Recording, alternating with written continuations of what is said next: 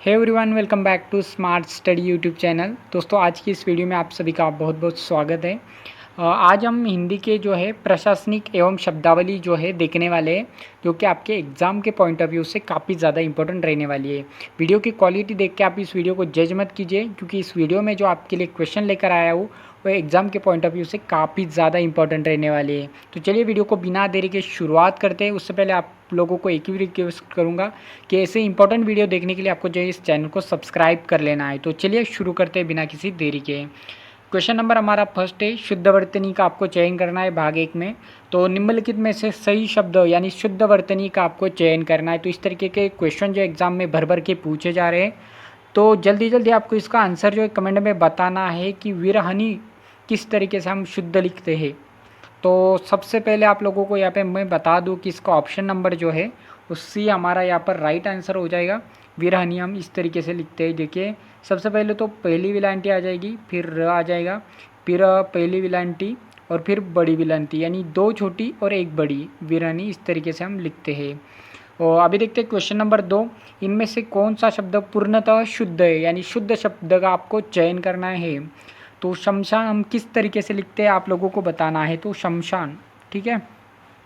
जल्दी जल्दी कमेंट में इसका आंसर बताना है। जिन लोगों को पता है वो कमेंट में बताएंगे, और जिनको नहीं पता है वो चुपचाप क्लास को देखिए और इन शब्दों को नोट करिए, और अच्छे से इनको जो है 2-3 बार आपको रिवाइज करना है। अगर आप नोट नहीं करते तो आपको इसकी पीडीएफ जो है मिल जाएंगी। पीडीएफ के लिए आपको जो है कमेंट में पीडीएफ टाइप करना है, आपको पीडीएफ इसकी मिल जाएगी। तो शुद्ध शब्द कौन सा है आप लोगों को बताना है। तो ऑप्शन नंबर डी हमारा यहाँ पर राइट आंसर हो जाएगा, शमशान, ठीक है। ऑप्शन नंबर डी यहाँ पर हमारा राइट आंसर हो जाएगा, शमशान। शमशान हम इस तरीके से लिखते हैं, option number D right answer है। क्वेश्चन नंबर 3 है, शुद्ध वर्तनी का चयन करना है, ठीक है। इस तरीके से आपके एग्जाम में भी बैक टू बैक शुद्ध वर्तनी से क्वेश्चन आ रहे हैं भाई। तो 3 नंबर का जो है हमारा प्रश्न है, अनाधिकार हम किस तरीके से लिखते हैं। तो इसका जो है ऑप्शन नंबर ए हमारा यहाँ पर राइट हो जाएगा। अनधिकार लिखते हैं हम, अनाधिकार नहीं लिखते भाई, अनधिकार लिखते हैं, अनधिकार। तो अगर आप मतलब शुद्ध बोलेंगे तो शुद्ध वर्तनी भी आपकी शुद्ध हो जाएगी। अनधिकार इस तरीके से लिखते हैं, अनधिकार, धिकार, ठीक है। इस तरीके से शुद्ध हो जाएगा, ऑप्शन नंबर ए हमारा। क्वेश्चन नंबर 4 है, निम्नलिखित में से सही और व्याकरणिक रूप से शुद्ध शब्द कौन सा है। जो व्याकरण के रूप से शुद्ध कौन सा है आप लोगों को पूछा गया है क्वेश्चन नंबर 4 में। औद्योगिकीकरण हम किस तरीके से लिखते हैं। तो औद्योगिकीकरण जो है यहाँ पर ऑप्शन नंबर 4 हमारा राइट आंसर हो जाएगा। औद्योगिकीकरण हम इस तरीके से लिखते हैं, और मैं ऑप्शन इसलिए आपको बता रहा हूँ ताकि आपको ज़्यादा जो है सही जो है उस पर आपको ज़्यादा फोकस करना है, ठीक है। औद्योगिकीकरण हम जो है इस तरीके से लिखते हैं, आप लोगों को साफ साफ यहाँ पर दिख रहा होगा। क्वेश्चन नंबर 5 देख लेते हैं, शुद्ध वर्तनी वाले शब्द का चयन करना है हमें, कुमुदिनी। तो कुमुदिनी जो है इसकी शुद्ध वर्तनी कौन सी है ये आप लोगों को बताना है कमेंट में फटाफट। क्वेश्चन नंबर 5 हमारा, तो कुमुदिनी का हमारा जो है ऑप्शन नंबर बी यहाँ पर राइट आंसर हो जाएगा। और इसकी एक ट्रिक भी है, 3 छोटी और 1 बड़ी।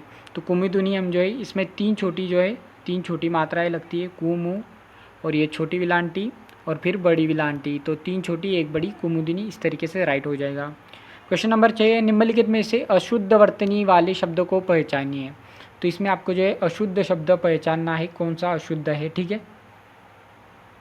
तो देखते हैं यहाँ पर अशुद्ध शब्द कौन सा है। तो सरोजिनी यहाँ पर आप लोगों को पता होगा, सरोजिनी हम इस तरीके से लिखते हैं, सरोजिनी बिल्कुल सही है। कवयत्री भी इस तरीके से हम लिखते हैं, कवयत्री भी एग्जाम में पूछा जा रहा है। तो कवयत्री कैसे लिखते हैं आपको याद रखना है, 1 छोटी और 1 बड़ी, कवयत्री इस तरीके से हम लिखते हैं। कवयत्री भी बिल्कुल सही है यहाँ पर। और उज्ज्वल जो है, उज्ज्वल यहाँ पर रॉन्ग हो जाएगा, ठीक है। उज्ज्वल ये जो आपको पढ़ना ही नहीं है, गलत। प्रामाणिक भी हमारा सही है। तो उज्ज्वल किस तरीके से लिखते हैं ये आप लोगों को कमेंट में बताना है, ठीक है। उज्ज्वल हम किस तरीके से लिखते हैं, इसका शुद्ध रूप क्या है। और जिन साथियों को नहीं पता है वो देख लो, यहाँ पर दोनों जो है उनको आधा करना है और वो को इस तरीके से लिखना है। तो उज्ज्वल हम इस तरीके से सही लिखते हैं, ठीक है। क्वेश्चन नंबर 7वां है हमारा, आशीर्वाद शब्द की शुद्ध वर्तनी कौन सी है। आशीर्वाद को हम किस तरीके से शुद्ध लिखते हैं। तो आशीर्वाद को हम लिखते हैं ऑप्शन नंबर बी, ठीक है। ऑप्शन नंबर बी यहाँ पर हमारा राइट आंसर हो जाएगा, आशीर्वाद, ठीक है। आशीर्वाद, वाद, मतलब जो क्वेश्चन में दिया गया है वो भी राइट है, ठीक है। ये आशीर्वाद जो है शुद्ध है, ठीक है।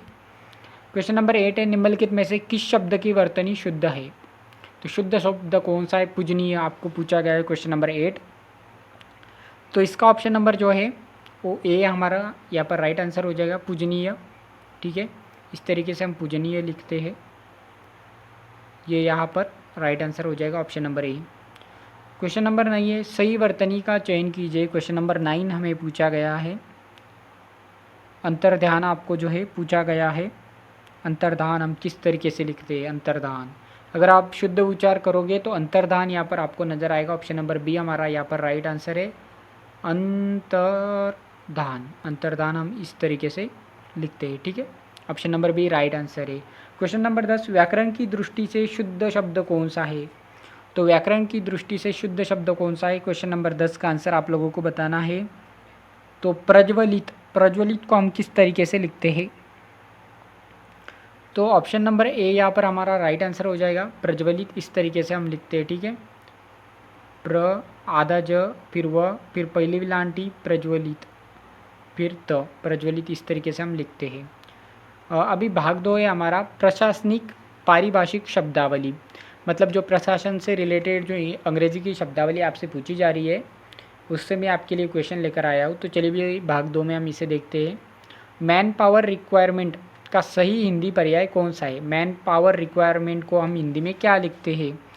तो मैन पावर से आप सभी को पता होगा, मैन पावर यानी जनशक्ति होता है, ठीक है। मैन यानी इंसान या फिर जनता, और पावर यानी शक्ति, तो इस तरीके से हो जाएगा। तो जनशक्ति और आगे क्या आएगा? रिक्वायरमेंट का हिंदी, मतलब इसका हिंदी क्या है? तो क्वेश्चन नंबर 11 का आंसर आप सभी को पता है या फिर नहीं पता? तो जल्दी जल्दी बताना है आप सभी को। क्वेश्चन नंबर 11 का आंसर मैन पावर रिक्वायरमेंट को हम क्या कहते हैं? तो सही आंसर हो जाएगा हमारा यहाँ पर ऑप्शन नंबर बी, ठीक है। जनशक्ति आवश्यकता, रिक्वायरमेंट यानी आवश्यकता होती है और मैन पावर यानी जनशक्ति होती है। तो मैन पावर रिक्वायरमेंट को हम जनशक्ति आवश्यकता कहते हैं, ठीक है। उसके बाद में आता है एडवोकेट के लिए। एडवोकेट जो है इसको हम जो है क्या हिंदी में क्या शब्द यूज़ करते हैं एडवोकेट के लिए? तो आप लोग तो बोलोगे एडवोकेट तो हम वकील को कहते हैं, तो पर ऑप्शन में तो वकील आपको नज़र ही नहीं आ रहा होगा। तो फिर वकील को हिंदी में क्या कहते हैं? यह आप लोगों को पूछा गया है, एडवोकेट। तो अभियोजनकर्ता, अभियुक्त, अपीलकर्ता या फिर अधिवक्ता। तो ऑप्शन नंबर डी हमारा यहाँ पर राइट आंसर हो जाएगा। क्वेश्चन नंबर 12 का अधिवक्ता हम जो है वकील साहब को कहते हैं और यहाँ पर ऑप्शन नंबर डी हमारा राइट आंसर हो जाएगा। पारिभाषिक शब्द वैलिड का उपयुक्त हिंदी शब्द कौन सा है? पारिभाषिक शब्द यानी वैलिड को हम हिंदी में क्या कहते हैं? वैलिड और अवैलिड। तो यहाँ पे देखिए, अवैलिड को जो है हम अवैध कहते हैं, ठीक है। अवैलिड को हम अवैध कहते हैं, इसलिए ऑप्शन नंबर बी तो सरासर गलत है। तो इन तीनों में से आप लोगों को बताना है। तो क्वेश्चन नंबर 13 का जो है ऑप्शन नंबर डी हमारा यहाँ पर राइट आंसर हो जाएगा, विधिमान्य। वैलिड को हम जो है विधिमान्य कहते हैं। क्वेश्चन नंबर 13 का डी आंसर राइट है हमारा। क्वेश्चन नंबर 14, निम्नलिखित में से कॉरिगेंडम के लिए उपयुक्त हिंदी शब्द कौन सा है? कॉरिगेंडम के लिए हम हिंदी में कौन सा शब्द उपयुक्त करते हैं आप लोगों को बताना है। क्वेश्चन नंबर 14, तो इसका ऑप्शन नंबर जो है सी हमारा यहाँ पर राइट आंसर हो जाएगा, शुद्धिपत्र। शुद्धिपत्र जो है यहाँ पर हमारा राइट आंसर हो जाएगा, ठीक है। शुद्धिपत्र हम कॉरिगेंडम को कहते हैं, ठीक है। क्वेश्चन नंबर 15, नॉलेजमेंट का सही हिंदी रूपांतर क्या होगा? नॉलेजमेंट को हम जो है हिंदी में क्या कहते हैं? क्वेश्चन नंबर 15 का आपको राइट आंसर बताना है। तो इसका राइट आंसर जो हो जाएगा पावती या फिर अभिस्वीकृति, यानी ऑप्शन नंबर बी यहाँ पर हमारा राइट आंसर हो जाएगा, ठीक है। ऑप्शन नंबर बी एकदम बिल्कुल से राइट आंसर है, ठीक है। ऑप्शन नंबर बी एकदम राइट आंसर है, पावती या फिर अभिस्वीकृति। क्वेश्चन नंबर अभी हमारा 16वां, प्रशासनिक कार्यों में प्रयुक्त होने वाला सर्कुलर का हिंदी अर्थ क्या है? जो सर्कुलर शब्द हम प्रशासनिक कार्यों में प्रयुक्त करते हैं उसका हिंदी अर्थ क्या है?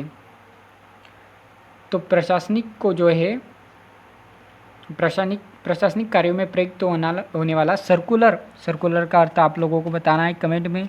फटाफट। तो सर्कुलर को जो है हम परिपत्र कहते हैं। ऑप्शन नंबर सी इसका राइट आंसर है। ठीक है, ऑप्शन नंबर सी परिपत्र जो है इसका राइट आंसर हो जाएगा, परिपत्र। अभी देखते हैं क्वेश्चन नंबर 17। प्रोसेक्टर का हिंदी अर्थ क्या है? प्रोसेक्टर शब्द का हिंदी अर्थ क्या है? क्वेश्चन नंबर 17 आप सभी को बताना है कमेंट में फटाफट। तो इसको जो है हम अभियोजक कहते हैं। ऑप्शन नंबर बी जो है हमारा राइट आंसर हो जाएगा इसके लिए। अभियोजक या फिर अभियोजनकर्ता जो है इसके लिए राइट आंसर हो जाएगा आपका। ठीक है, option number B right answer है हमारा। ठीक है, क्वेश्चन नंबर 18। एक्यूसेड के लिए हिंदी कानूनी प्रशासनिक शब्दावली में सही अर्थ क्या है?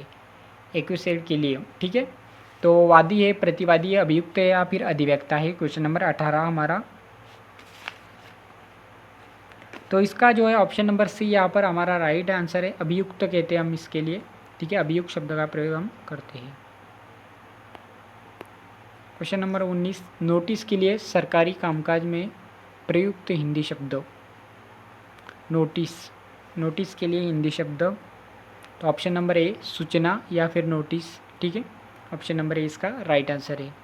क्वेश्चन नंबर 20 जो है हमारा लास्ट क्वेश्चन है।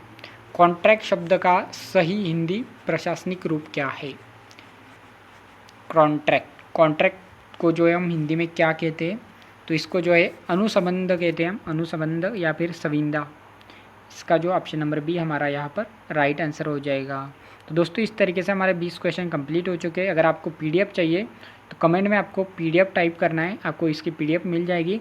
और अगर आप चैनल पर नए हो तो चैनल को सब्सक्राइब